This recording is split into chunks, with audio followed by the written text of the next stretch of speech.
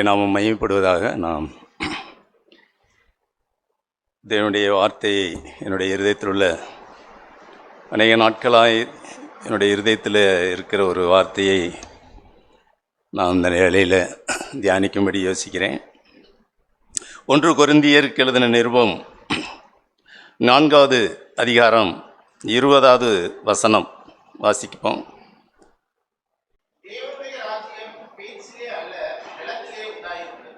தேவனுடைய ராஜ்யம் பேச்சில் அல்ல, பலத்திலே இருக்கிறது.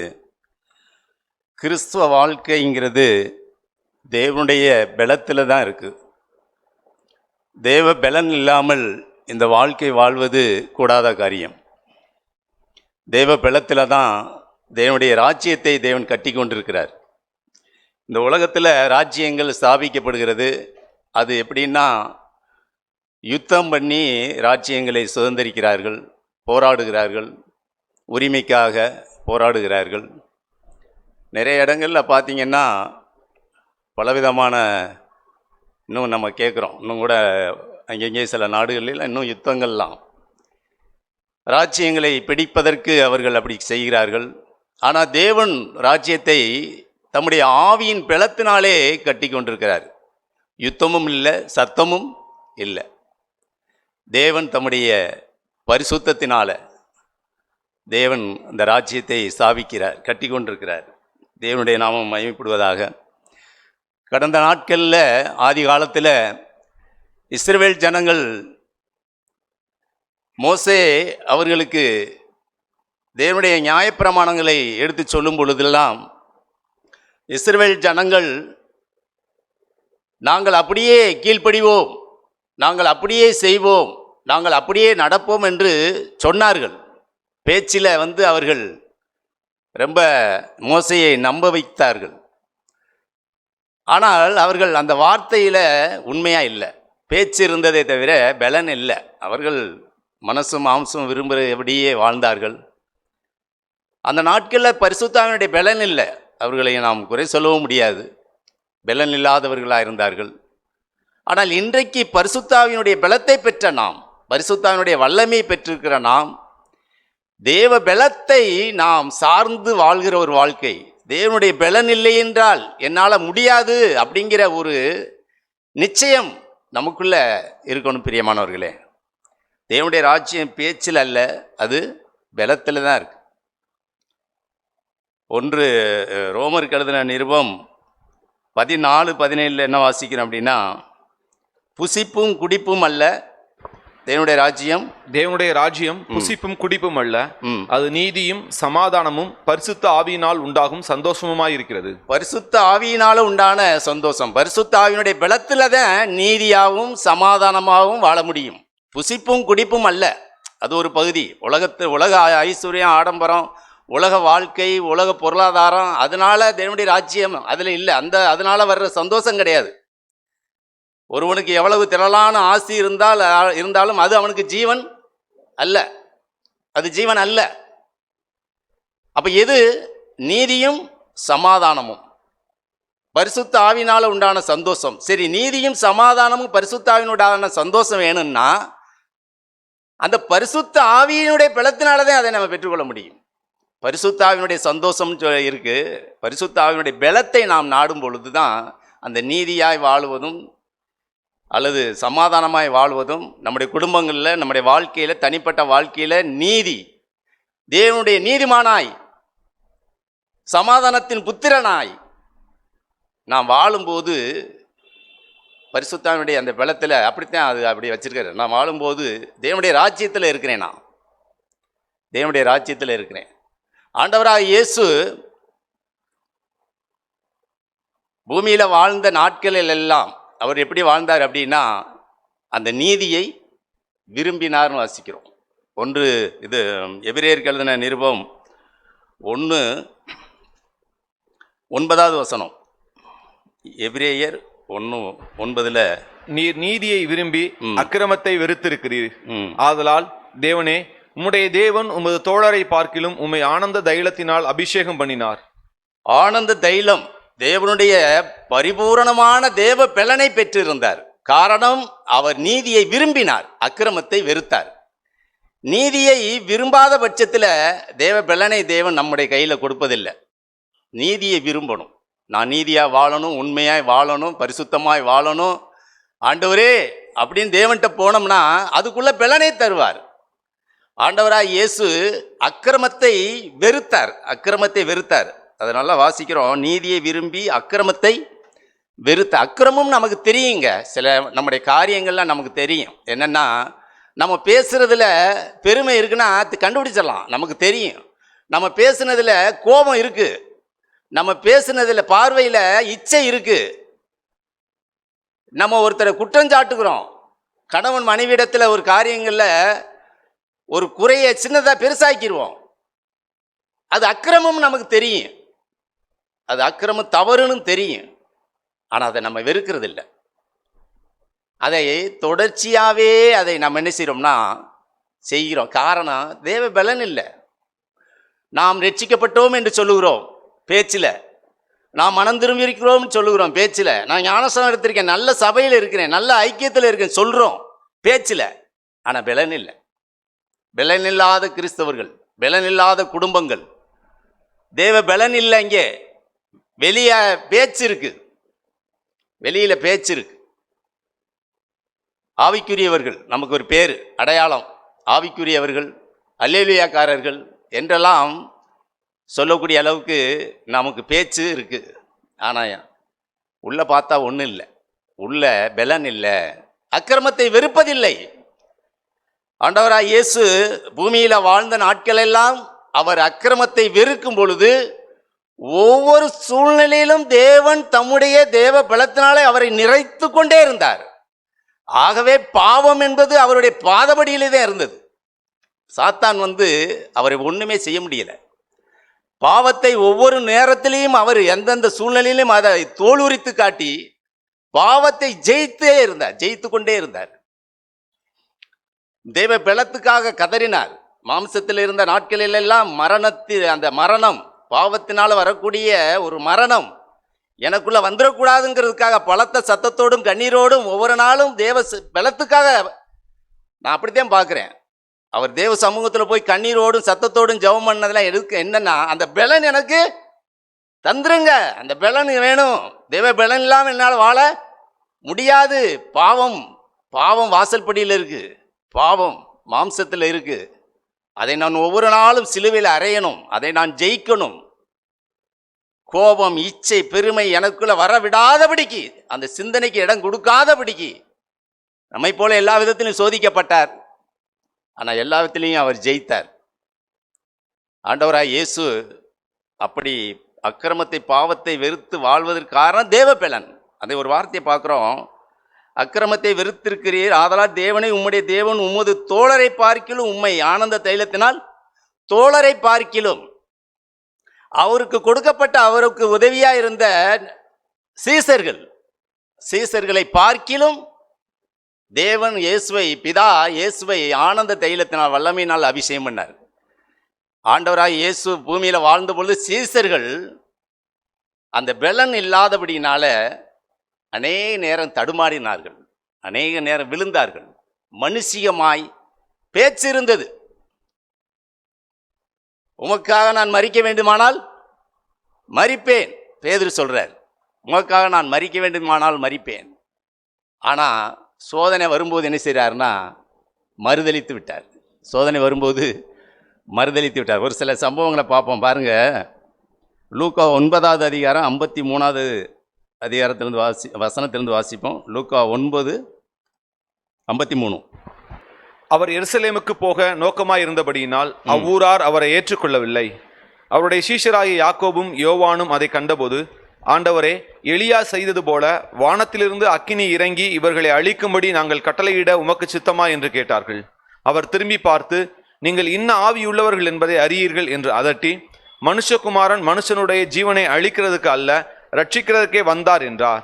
போதும். உம்முடைய தோழரை பார்க்கிலும் இயேசுவை பிதா ஆனந்த தைலத்தினால் அபிஷேகம் பண்ணினார்.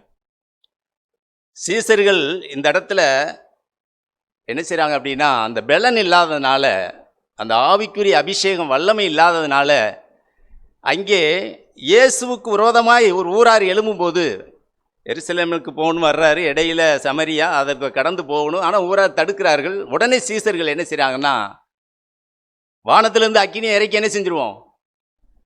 காரணம், ஆண்டவர் ஏற்கனவே சொல்லியிருக்கிறார், சத்துருக்களை நேசிங்க, சபிக்கிறவனே ஆசீர்வதிங்க, உங்களுக்கு துன்பப்படுத்தினா அவங்களுக்கு ஜெபம் பண்ணுங்க. ஆனால் அதெல்லாம் அவங்களுக்கு இப்போ என்ன செய்யலை, எடுபடலை. காரணம் என்னென்னா, தேவ பலன் இல்லை. பழி வாங்கணும், எதிர்த்து நிற்கணும், போராடணும். ஆக அந்த காரியத்தில் அவர்கள் முன்னாடி வந்து நிற்கிறது காரணம் தேவ பலன். ஆண்டவராக இயேசு அந்த இடத்துல எப்படி பண்ணுறாரு பாருங்க.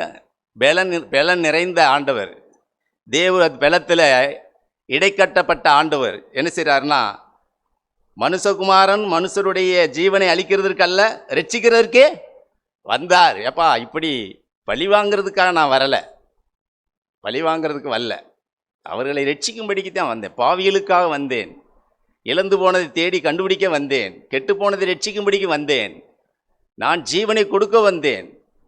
ஆக ஆண்டவர் வந்து அந்த இடத்துல அவர்களுக்கு தேவ பலத்திலிருந்து எப்படி வாழணும் கற்றுக் கொடுக்கிறார். தேவ பலன். இன்னொரு சம்பவத்தையும் பார்க்குறோம். லூக்கா 22:49. அதே லூக்கா 22:49 வாசிப்போம்.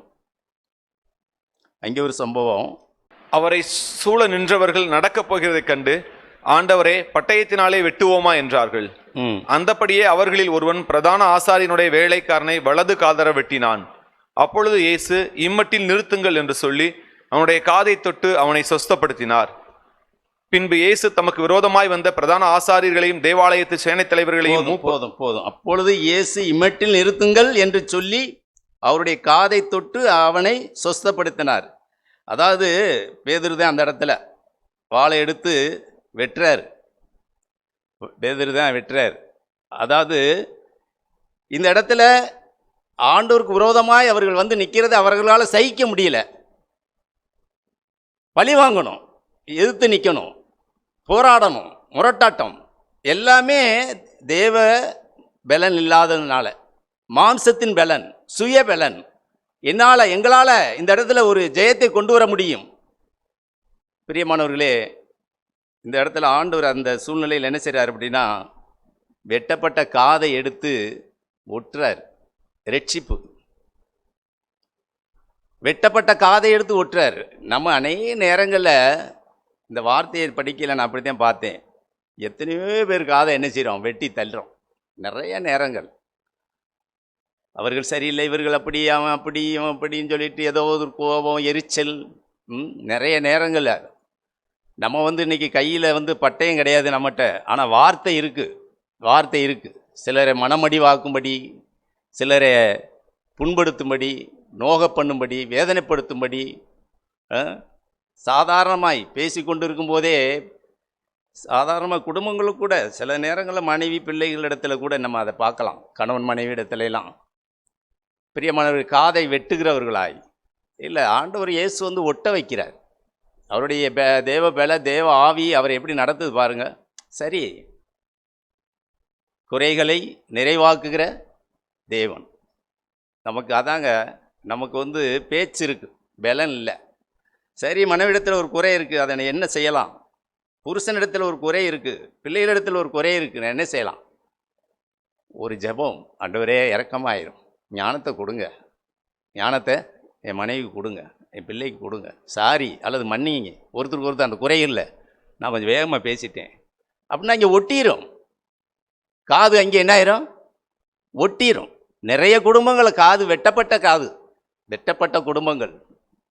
கணவன் மனைவி பேசிக்கிறது இல்லை, ஒருவருக்கு ஒருவர் விட்டு கொடுக்கறது இல்லை, நீ நான் மரியாதை இல்லாமல். இது எல்லாமே அக்கிரமம். அதை நம்ம வெறுக்காத பட்சத்தில் தேவன் பலத்தை நாம் பார்க்க முடியாது. ஆண்டவர் இயேசு வெறுத்தார். இது தப்புப்பா, நீ வெட்டுறது தப்பு, நீ இப்படி வானத்திலிருந்து அக்கினி இறக்கி பழி வாங்கணும்னு நினைக்கிறது தப்பு, தவறு, இது அது அக்கிரமம். வெறுத்தார். தேவன் அவரை அப்படியே அவரை நிரப்பிக்கொண்டே இருந்தார். இந்த பாக்கியமான வாழ்க்கைக்கு தான் பிரியமானவர் நம்மை அழைத்திருக்கிறார் ஆண்டவர். இந்த உன்னதமான வாழ்க்கை, இந்த ராஜ்யம், அது நமக்கு கொடுக்கப்பட்டிருக்கிறது, அது நமக்குள்ளே இருக்கிறது. நாம் தான் அதை தேடி கண்டுபிடிக்க வேண்டும். நம்முடைய குடும்பத்தில் அதை நாம் தொலைத்து விட முடியும். ஆனால் சபையில் வந்து தேவனை ஆராதிக்கவும் முடியும். குடும்பத்தில் சமாதானம் இல்லாமல் சண்டை போட்டு விட்டு ஆண்டவரே ஆண்டவரேன்னு வந்து ஜெபிக்க முடியும்.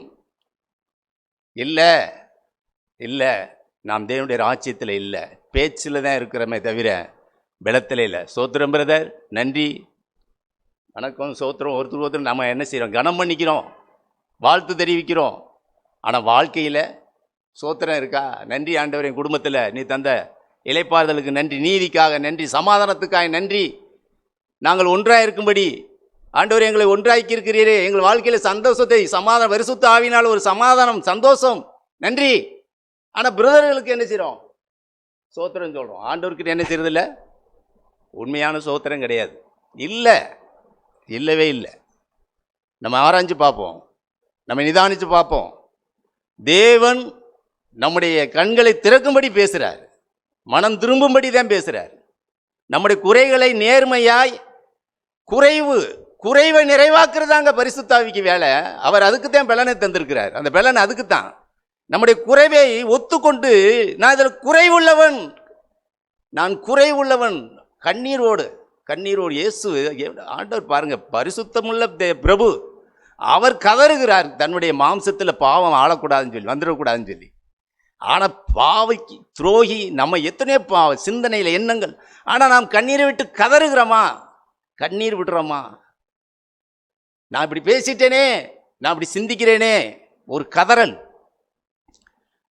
பிரியமானவர்களே, எரேமியாவின் புஸ்தகம் 18 ஒரு வசனம். நான் அந்த பட்டயத்தை எடுத்து வெட்டும்போது நம்ம கையில் இன்றைக்கி பட்டயம் இல்லை, ஆனால் வார்த்தை இருக்குன்னு சொன்னேன். அது வார்த்தை இங்கே பாருங்கள், எரேமியா 18:18 இருக்கு. அப்படி அதற்கு அவர்கள், எரேமியாவுக்கு விரோதமாக ஆலோசனை செய்வோம் வாருங்கள்.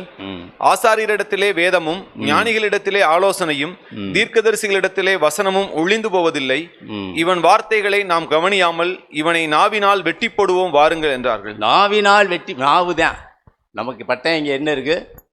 நாவுனாலே வெட்டுறது, நாவுனாலேயே பேசுறது, மரியாதை இல்லாமல் பேசுறது, கனவீனமாய் பேசுறது, கடினமாய் பேசுறது, பெருமையாய் பேசுறது. ஆண்கள் பெண்கள்கிட்ட சில பேர் பழகும்போது கூட தவறான வார்த்தை, இதெல்லாம் நாவினால் வருகிற காரியங்கள். பிரியமானவர்களே, நாம் மனம் திரும்புவோம். இந்த காரியத்துல எல்லாம் அவங்க எரேமியா என்ன செய்தார்? சத்தியத்தை பேசினார், சத்தியத்தை சொன்னார். இன்றைக்கி நிறைய இடங்களில் பார்த்தீங்கன்னா புத்தி சொல்கிறதும் கடிந்து கொள்வதும், சபையில் கூட கடிந்து கொள்வதும் புத்தி சொல்வதும் அதை ஏற்றுக்கொள்ள மனதில்லை, வெட்டி போடுகிறார்கள். இவருக்கு என்ன தெரியும், இவருக்கு என்ன தெரியும், இவருக்கு வேறு வேலை இல்லை. சபையில் கடினமான வார்த்தைகள் வரும்போது கூட விசனமடையக்கூடிய நபர்கள் இருக்கலாம். ஏன் இப்படி கடினமாய்?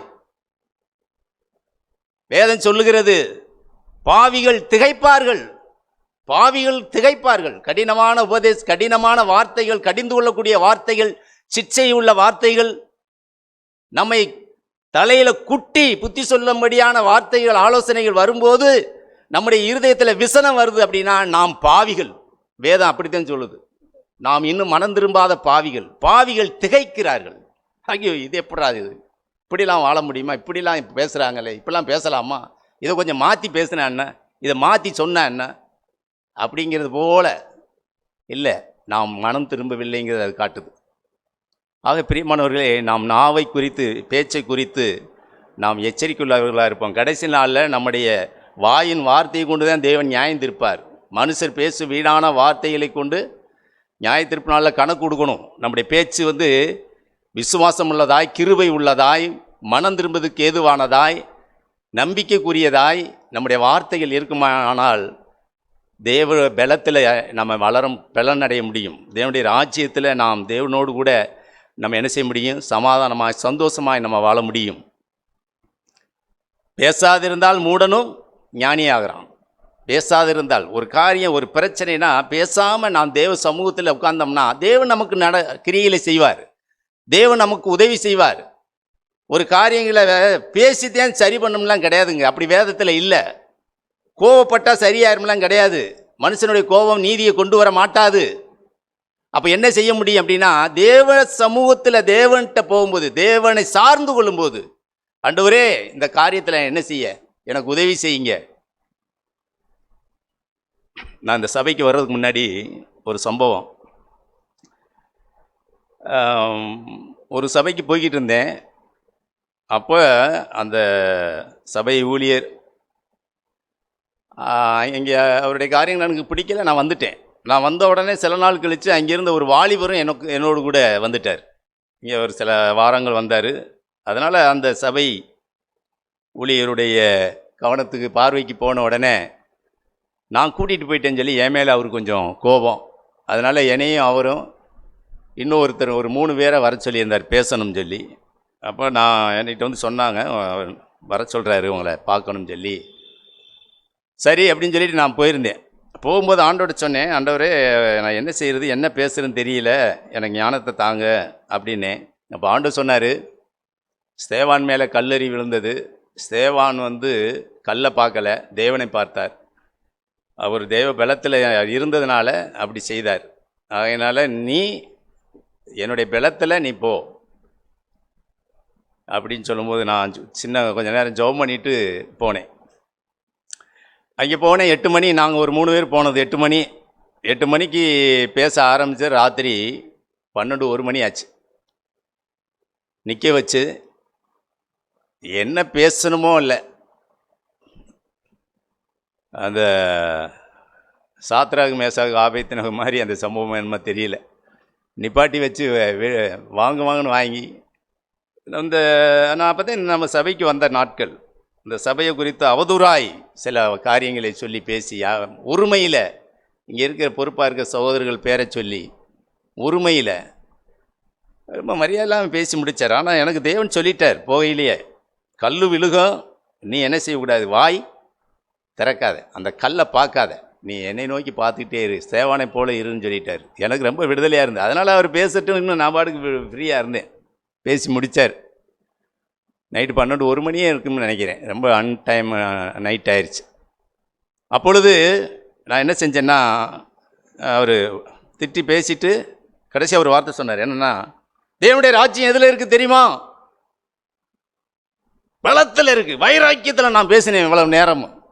வைராக்கியம், பலன், அந்த பலத்தில் தேவ பலத்தில் பேசினேன் நான் அப்படின்னார். அப்போ ஆண்டவர் என்னிட்ட பேசினது என்னென்னா, இல்லை அந்த மனுஷனுக்கு இல்லை அந்த வார்த்தை, அது உனக்கு. இவ்வளவு நேரம் வாய் பொத்தி அமைதியாக நின்று போகிறாயில, இதில் தான் தேவனுடைய ராஜ்யம் இருக்குது அப்படின்னாரு. எனக்கு அந்த வார்த்தை அன்றைக்கி ரொம்ப விடுதலை ஆச்சு. இந்த வசனத்தை பார்க்கும் போதெல்லாம் அந்த ஞாபகம் வரும்.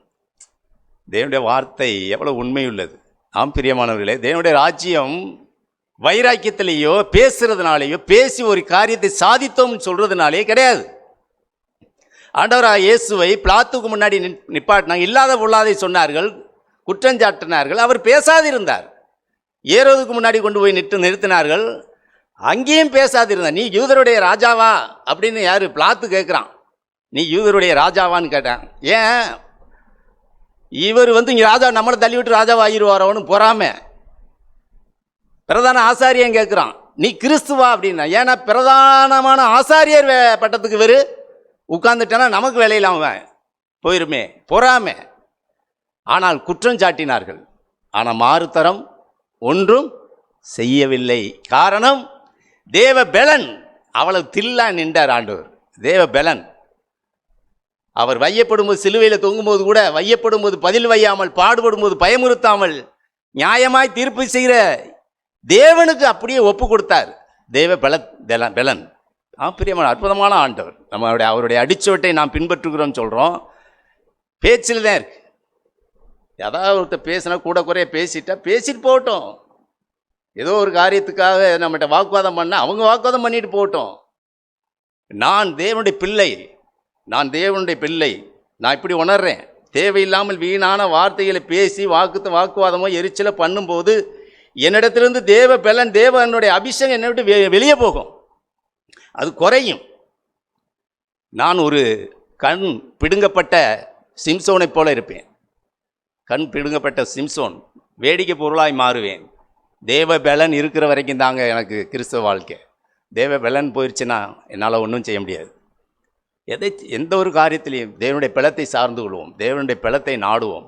தேவனுடைய பலன் இல்லாமல் ஒன்றுமே இல்லை. அது காரியங்கள் பிரச்சனைகள் வரும்போது நம்ம அவரிடத்துல போகணும், அவரை சார்ந்து கொள்ளணும். நம்ம யோசித்து இப்படி பண்ணுவோமா அப்படி பண்ணுவோம் திட்டம் போடுறோம் பாருங்களேன், அதனால் ஒன்றுமே ஒரு காலம் எதையுமே செய்ய முடியாது. பிரச்சனைகள், ஆபத்து, நஷ்டம் அல்லது யார் மூலமாக நமக்கு ஒரு நிந்தைகள், அவமானங்கள், பிரச்சனை ஏதோ ஒன்று வருது, நமக்கு கஷ்டமாக தெரியுது பாருங்களேன், ஒரு நெருக்கம். அந்த சூழ்நிலையில் தான் நம்ம தேவனை இருக பற்றி கொள்ளணும். ஆண்டவரே, இந்த சூழ்நிலையில் கடந்து போக எனக்கு உதவி செய்யுங்க, எனக்கு உதவி செய்யுங்க. தேவன் நம்மோடு பேசுவார், தேவன் நம்மோடு இடைப்படுவார், நம்முடைய ஜெபங்களுக்கு பதில் தருவார். ஆண்டவராக இயேசுவை நம்ம மாதிரியாக எடுத்துக்கொள்வோம். அவர் பலத்த சத்தத்தோடும் கண்ணீரோடும் வேண்டுதல் பண்ணி அப்படின்ட்டு இருக்கு. அருமையான வார்த்தை. அந்த ஜெபம் கேட்கப்பட்டது. ஆக நாம் அப்படிப்பட்ட ஒரு வாஞ்சை உள்ளவர்களாய், அதாவது என்னுடைய பாரம் என்னென்னா, தேவ பலத்துக்காக ஒரு வாஞ்சையோடு தாகத்தோடு தேவ சமூகத்தை நாம் தேடும்பொழுது மாத்திரமே நாம் இந்த கிறிஸ்தவ வாழ்க்கையை ஜெயமுள்ள ஒரு வாழ்க்கையை வாழ முடியும். வருங்காலங்களில் உபத்திரவங்கள், பாடுகள், கஷ்டம் கேட்குறோம். ஆனால் தேவ பலன் இல்லாமல் சொன்னால் அந்த காரியத்தில் நம்ம என்ன செய்ய முடியும்? எதிர்நீச்சல் போட முடியாது. அநேகர் மறுதலித்து போவார்கள். நம்ம பேதுருவை பார்க்குறோம், அப்போஸ்தலர்களை பார்க்குறோம், அவர்களாம் ஆதி காலத்தில் அந்த பலன் இல்லாத மறுதலித்தார்கள்னு பார்க்குறோம். ஆனால் பெந்தகோஸ்தே நாளுக்கு பின்னாடி அவர்கள் பலனடைந்து சாட்சிகளாய் ஆட்டுக்குட்டியை வெட்ட தலையை நீட்டினது மாதிரி அப்படியே அவர்கள் தலையை ஆண்டவருக்காக ஒப்பு கொடுத்தார்கள். அடிக்கப்படும் போது அப்படியே சந்தோஷப்பட்டார்கள், அவமானப்படும் போது சந்தோஷப்பட்டார்கள். தேவ ஆவியினால் அவர்கள் நிரப்பப்பட்டார்கள். தேவன் அவர்களை அற்புதமாய் நடத்தினார். தேவன் அப்படியே நம்மையும் நடத்த உண்மையுள்ளவர். தேவனுக்கு நன்றியுள்ளவர்களாக இருப்போம். தேவனுடைய நாமம் மையப்படுவதாமே.